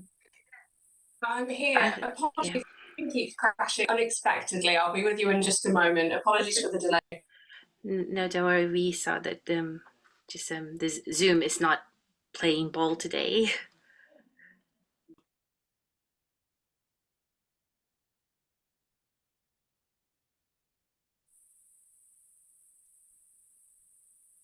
While Amrit sets up her Zoom, can you, are you on, Amrit? Oh, there you go.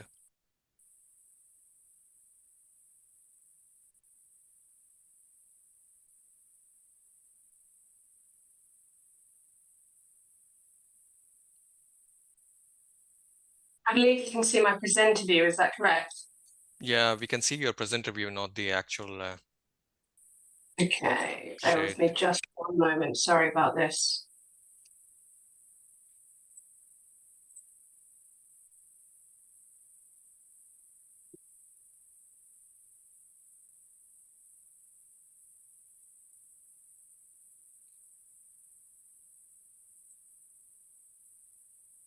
Here we go. Is that better? Perfect. Lovely. Okay, can everyone hear me okay? Yep. Yeah. Okay, so please do let me know if there's any technical issues. Thank you for the introduction and the delay there.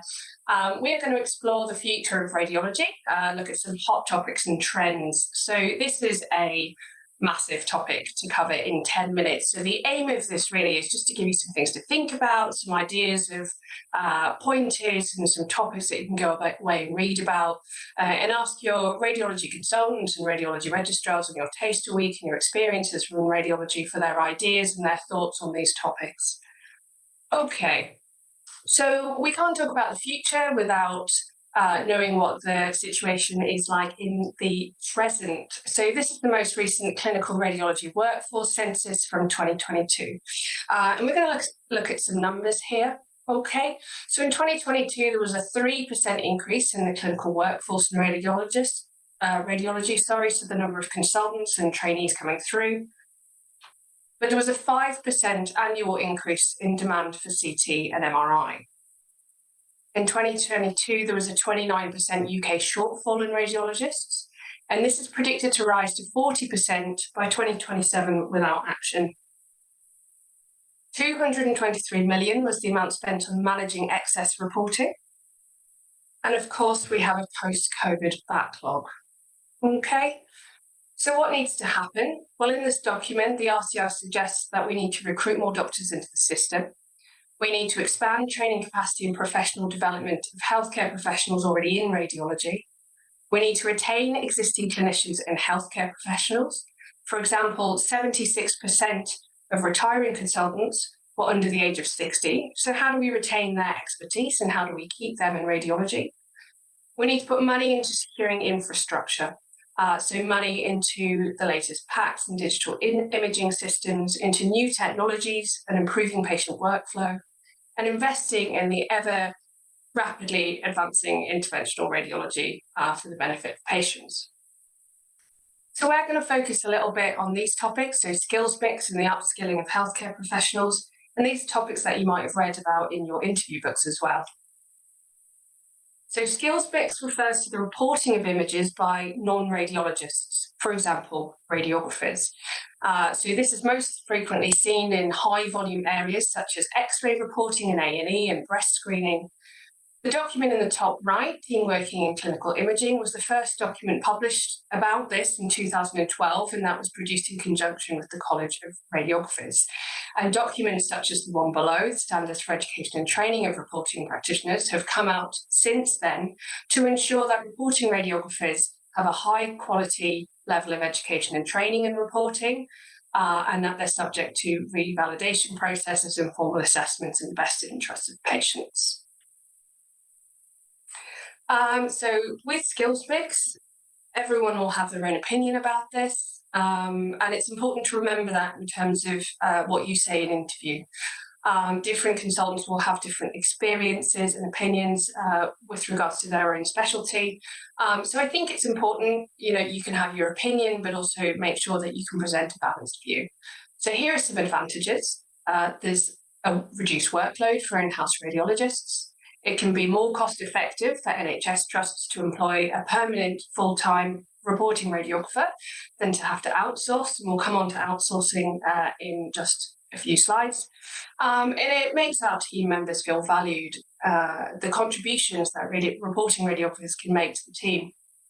And some considerations: it might take away training opportunities from radiology registrars, accountability with regards to errors that are made in reporting, and difficult cases may need second reported by a radiologist who understandably has the breadth of clinical knowledge for image interpretation in advising next steps for patients.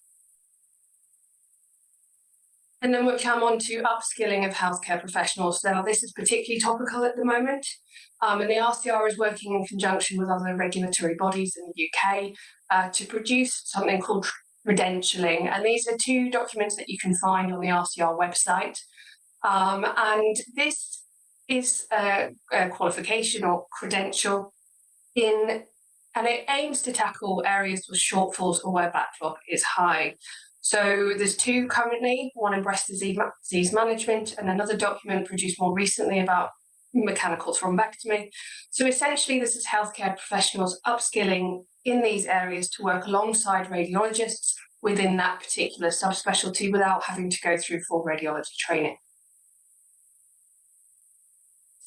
I'll just mention turf wars briefly. So this is a term that you might read about and you might hear, and essentially it refers to the overlapping of scopes of practice between specialties. Now, cardiologists have been doing this for a long time with coronary angiography.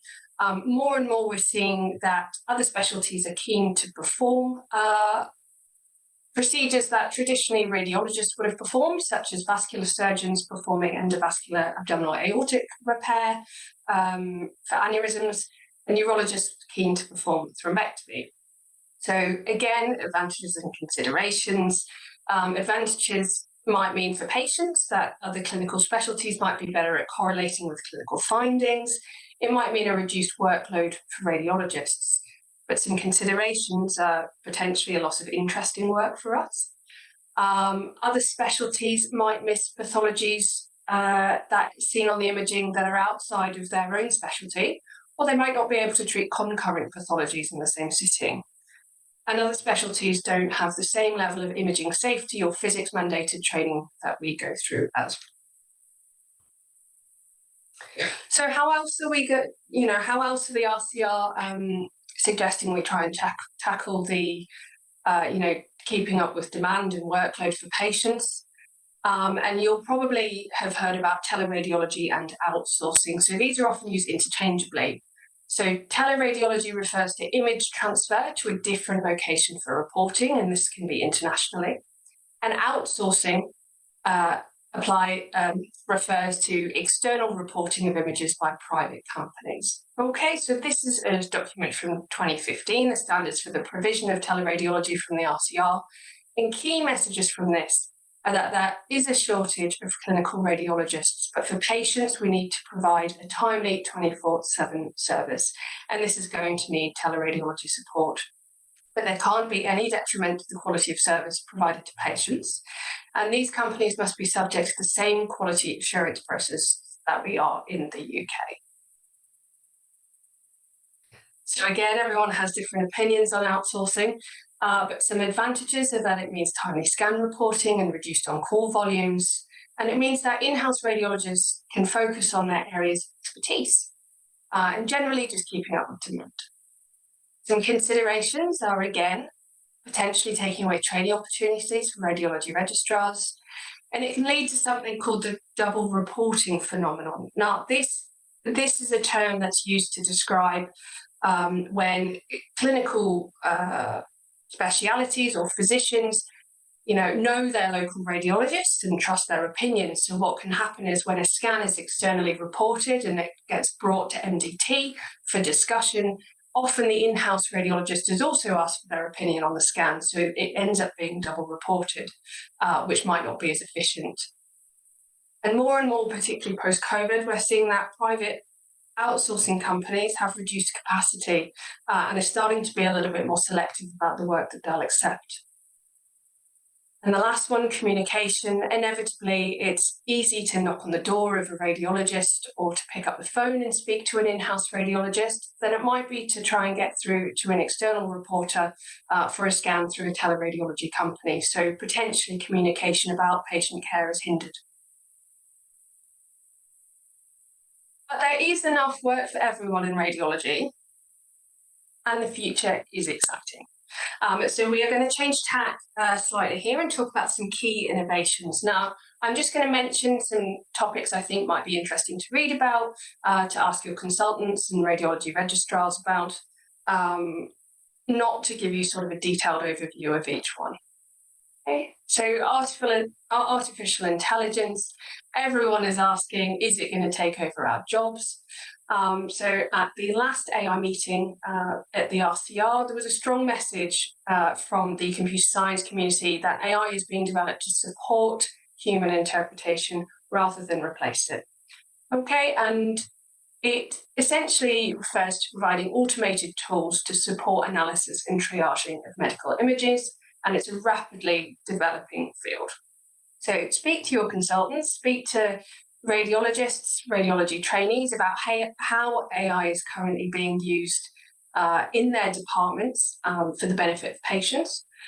So examples that are being used clinically currently include lung nodule detection on chest X-ray and CT, intracranial hemorrhage detection, and in the bottom right is a picture of the app that we use in interventional neuroradiology, where patients who may be suitable for mechanical thrombectomy, we get their images through on this AI tool, and it means that it can decrease transfer time.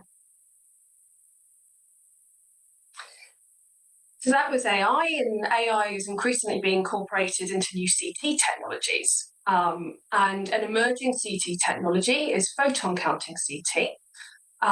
There's currently, so this was approved for clinical use in 2021. There's currently a photon counting CT in Oxford being used clinically, and I believe that the second scanner in the UK is coming to South Yorkshire in the near future.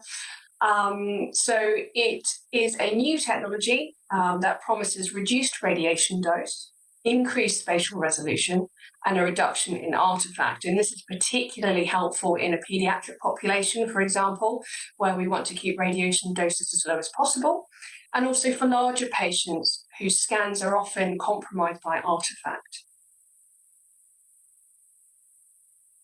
And then interventional radiology techniques, they're rapidly advancing, and there's just too many procedures to list. But some, just to give you an idea, a stroke thrombectomy, which has revolutionized treatment for stroke patients with better outcomes and reduced and improved functional outcomes and reduced disability. And a hot topic is at the moment is about the rollout of 24/7 thrombectomy services across the UK. There are new devices coming out all the time for brain aneurysm treatment, and a relatively new procedure is middle meningeal artery embolization for recurrent subdural. There are other treatments such as prostate artery and uterine artery embolizations for BPH and fibroids that, you know, patients may have had to go through surgery,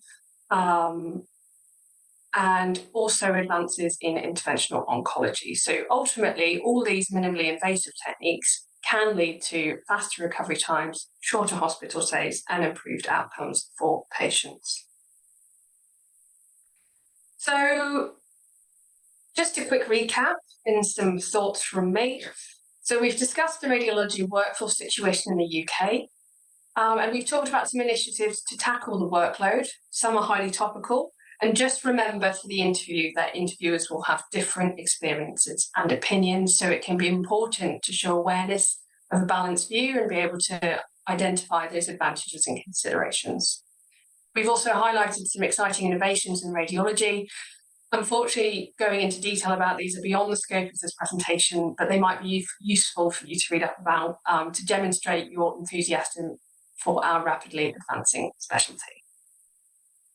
So I'll leave you on this slide. The best advice that I was given was just show your enthusiasm for radiology, and just remember that the interviewers are selecting their future colleagues, so come across as someone that they would want to work with in the future.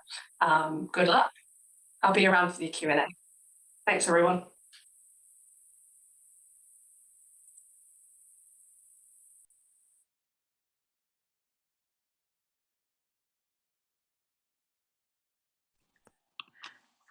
Thank you for that really comprehensive talk on the hot topics in radiology, and definitely those ones are going to be explored in during the interview. So we're coming up to our Q&A session. There are several questions that have been posted in the chat box.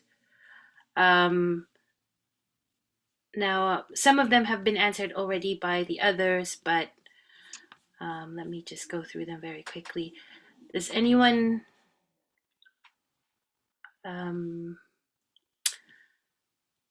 so there's one.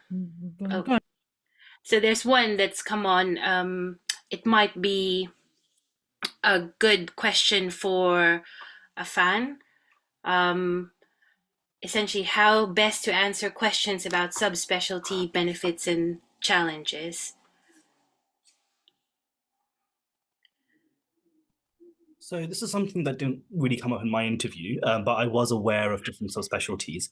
I think what often comes up for a lot of people and what came across in my mock interview that I did is you need to have an appreciation of different subspecialties, but if you are showing your loyalty too much to one subspecialty, you might put the interviewers off. So a classic example is a lot of people are interested in IR and are very gunners for IR, and I kind of was that to begin with as well. And if that's an IR consultant interviewing you, great. But if it's not, they may feel like that you're disregarding the diagnostic side of things. So I'd be surprised if they asked you an in-depth question about subspecialties. But just like Amrit was saying about the hot topics in radiology, I think appreciation and balance is something that's would be my approach to it. Yeah, no, definitely good advice with terms of balance. Do any of our other speakers also have anything to add on to what Afan had already pointed out? I can add. So the issue is you don't know who is on the panel and what their interests are, things like that. So I would say keep it, I am potentially interested in this sort of subspecialty, but I would explore all the subspecialty as I go through the rotation, something along those lines, just to show that you are pluripotent, but also you have some thoughts on what you would like to do. So that may be a good answer to tackle that.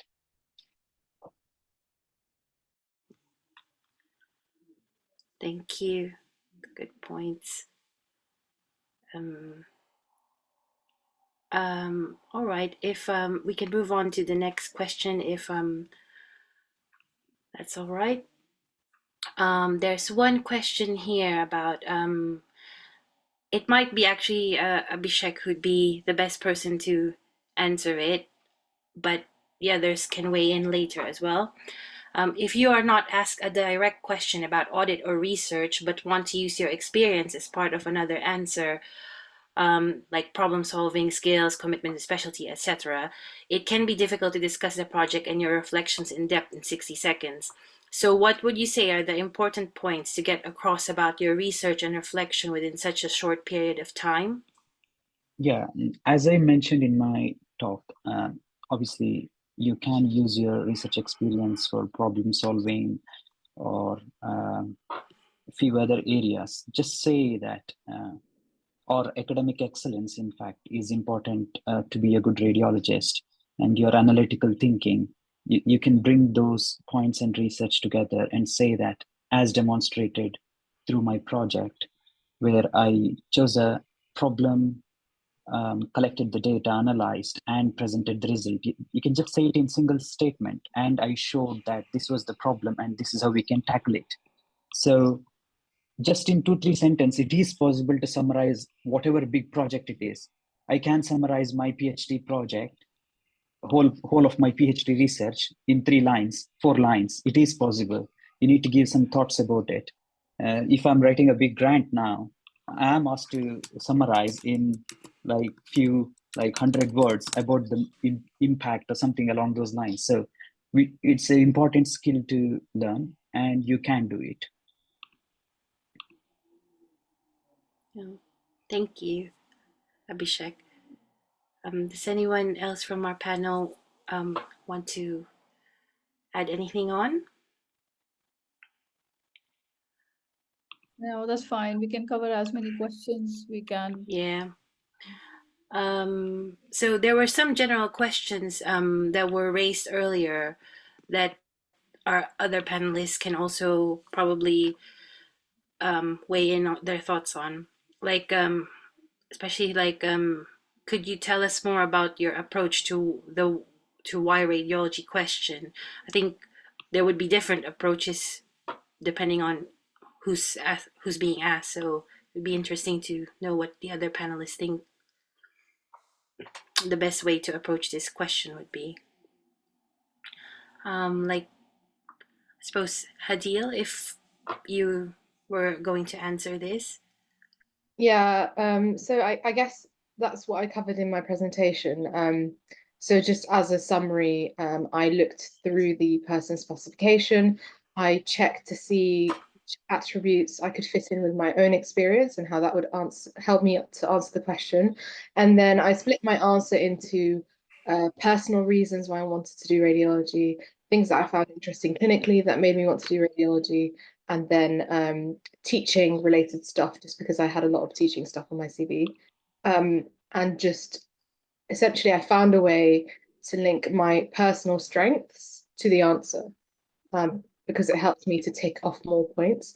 That was just my approach, though. I think there are hundreds of other approaches that are very effective. And so if anyone else has any other suggestions, please.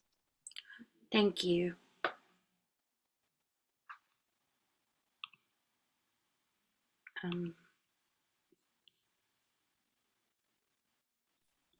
Someone has just asked a question, is radiology a service job? How can we approach this question? Bar, can you take this one?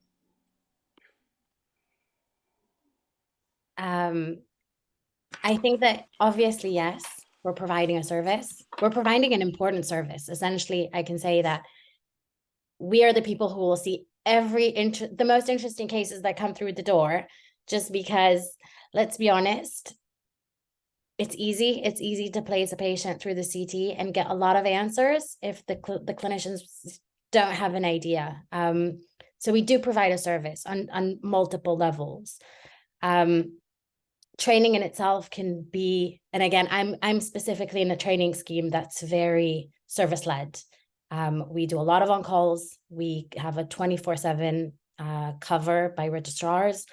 So we do have a lot of service aspect, but don't forget that all of the service is also training. We get a lot from it.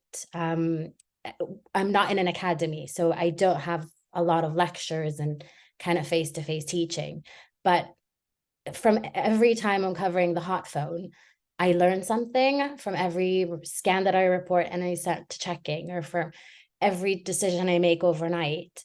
I'm learning something. So it is a service, but there's a lot of learning that comes through the service. I don't think that being a service job is a bad thing. I think that it depends on how you look at it.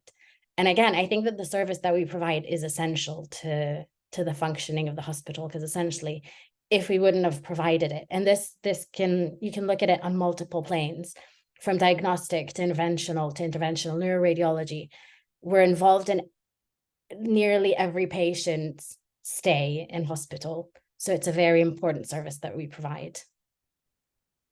Thank you, Bar. That's very useful, and I completely agree. They go hand in hand, and it's important for all aspirants to keep that in mind, that it's not different aspects of the job, it's the same. Right. Georgina, could you kindly touch, I know you've already covered this about radiology academies, but there are quite a few questions about the academy, and I completely understand why, because people won't be clear as to what are the actual pros and cons of academies compared to the traditional training schemes. And from the practical point of view, if you could touch upon that. Yeah, so a radiology academy, there are 5 of them, and it's basically set up by the government, and it's usually based in a larger sort of tertiary area hospital that covers an area. It takes in a larger number of trainees per year, and it's a way to increase the numbers of radiology consultants that we're producing within the UK. So instead of sort of learning on the job as you're reporting, or doing different types of your day job in radiology, there's teaching that's specific from the radiology academy by the consultants and other sort of professionals that work in those hospitals, towards like guiding the trainees through their exams and guiding them towards CCT and their clinical knowledge. So the academy is more of like a holistic approach to training. You'll get, well, it's hard to say because I'm from an academy, so making grand opinions is difficult because I'm from an academy, but it feels very supported. It feels like there's a lot of training there geared towards passing the first exams, passing the next exams. There's a lot of teaching available and a lot of support around. I'm not saying that, you know, that isn't available in other traditional training programs, but that curriculum of training and teaching is probably less than in an academy. I don't know if that answers the question specifically. It's a bit of a tricky one, given that I don't go to a non-academy scheme. But the academies, I think it's a bit like being back at university, or that's how it felt for me within ST1. We had 3 full days of teaching every week as a cohort of 20, 22 people. And we were sat there 9 to 5, you know, doing teaching sessions. One of the key points of the academy as well is that the trainees can make packets of cases that they found maybe 10 interesting CT heads, and the whole year cohort would report them. So it's sort of cold reporting, so they can ensure that all of us have seen the same cases in order to be at a similar level. Whereas if you don't have that and you're sort of just on acute takes, maybe I might have seen things that my colleagues haven't, and vice versa. So one of the main things we did was those packets of cases where they could make sure we've all seen similar things and all be at a similar level. So I found that really useful as well. Hopefully that answers some of the questions. Yeah, thank you, Georgina. That's quite useful. Yeah, Amrit, there are a couple of questions for you. So you already briefly touched upon this about skill mix, but if someone is asked into what do you understand by skill mix and how does it impact radiology, could you just give us some pointers about that? Yeah, of course. Thanks for the question. So skills mix essentially refers to predominantly the reporting of medical images by non-radiologists. Okay, so this might be reporting radiographers, it might be nursing staff who are upskilled in radiology, it could be breast practitioners, and you know, any other doctors and other specialties such as cardiologists reporting their own cardiac MRI. So that's what skills mix refers to. We touched on some of the advantages and considerations of skills mix in my talk. Ultimately, it's about the situation in the UK at the moment is that we have a 29% shortfall in in-house radiologists. So it's about meeting demand to deliver the best patient care. And that means timely reporting. And it means that there will be imaging being performed, that if, you know, there aren't measures to be able to tackle that there's a delay to patient care. So, you know, reporting radiographers are really valued in our hospital. They tackle really high volume areas such as A&E X-ray reporting. I think some of the considerations that we went through about potentially taking away training opportunity for the registrars, and about, you know, we as radiologists have a medical background and we can have a different hat on when it comes to image interpretation, not just with regards to spotting the observations on the images, but also tying it together in a complete patient package, understanding their comorbidities, and then being able to identify next steps and recommending further management as a doctor. So I think it's just important in terms of skills mix just to understand some of those sort of pros and cons, if you like, and then being able to present a balanced view. Brilliant. Thank you. That's a good overview of the topic. Another question, which I think you can answer it very well. What do you think about the different paths of entering into interventional radiology? How do trainees get into that? Yeah. Can I just clarify the question? Sorry. Yeah. So how do people get into interventional radiology? Yeah.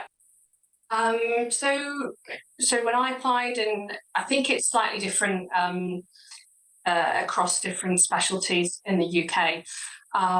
But when I applied, we did a general, you know, ST 1 to 3 core years. And then for any interventional radiology specialty, whether that's general, IR, or interventional neuroradiology, there is a separate application process because it involves converting your training number from clinical radiology to interventional radiology.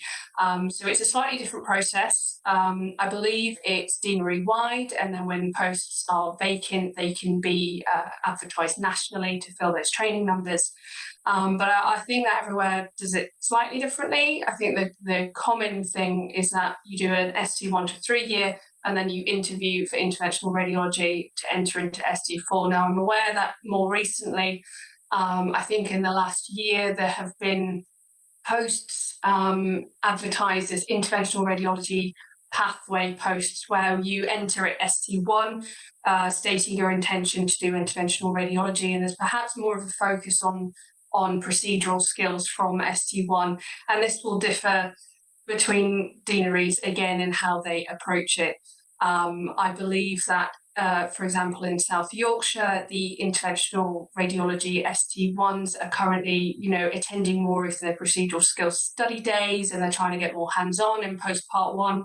There's plans for them to, maybe have an extra session in fluoroscopy, for example, whereas we would maybe do that later on in the core blocks in ST2 to 3. I don't believe that there is any sort of I believe that if you go into ST1 as an IR intentioned trainee, that I don't think you're held to it currently, is my understanding. And I think you can change your mind, because obviously your radiology is all amazing. There is something for everyone, and you might end up changing your mind. So I think that it is possible to change. Absolutely. Does that Absolutely. cover? Yeah, It yeah, actually- you've been It very happened to thorough. us. So one of our, I think that the first one that came in as an ST1 direct pathway, in ST2 decided to stop. So they recruited. So there were a few people who had wanted his post, and they locally interviewed them basically and chose someone else. So it's quite fluid as far as it seems, not restricted at all. And brilliant. Right. Are there any other burning questions, or shall we wrap this up? Yeah, I think most of the burning questions are mainly on how to apply and all those things, and like just some details on the kind of like domains, which you guys can also find information on our website, which Asim has showed earlier. Brilliant. And there's just one last question about radiology clinical governance. Anyone wants to speak briefly about it? Abhishek Oba. Okay. So I think it's the governance will involve when things go wrong. A part of it is when things go wrong. So most of the times in NHS, when things go wrong, it's a chain of event, right? Was it who referred it? What happened? Was it the right thing to do? Was there a problem in the system, or was it an individual error? And if there is a sort of individual error, is it within the accepted range? So there are quite a few things in there. I think if they ask about governance, they want to know what you know about governance rather than anything very specific to radiology. So you can bring your experience from other parts of NHS experience. So have a read about NHS governance in general, and then bring them together. So part of it is, as a service, it's about audit of the service, all that will feed into it. Yeah, hope that answers to an extent. Yep. Bart, do you want to add anything to that? I think that, again, everything that applies to clinical governance and the NHS in general relates. I think that maybe an important thing that they will ask you to raise, and I think that came up in my interview, was about duty of candor and the fact that it applies to radiology as well. And we should have it kind of in the back of our minds. But again, I don't think that they'll ask something super specific to radiology, because there is nothing. It relates to all of us as clinicians. Brilliant. The one more thing that you could probably add, if there is a topic about governance, is talk about real meetings or REL meetings, in which the prime focus is teaching and learning rather than pointing discrepancies. So it is all about a learning experience. So all the cases that have been raised through the governance pathway are also being discussed as a learning mechanism or a tool. Right. Brilliant. Okay, so let's wrap that up there. If there are any other questions, please feel free to send the moderators or the organizers an email. You have our website as well, so you can contact us through that, or you can ask us through our WhatsApp group. So we will try and answer all your questions. If there are any specific questions for the panelists, then we can redirect it to them, and if they're happy, they can then forward the answers to us. Brilliant. So I'll thank you all for joining us today. We will try and make the recording available for you. Thank you. All the very best with your interviews. We'll see you, most of you, in the mock interview session.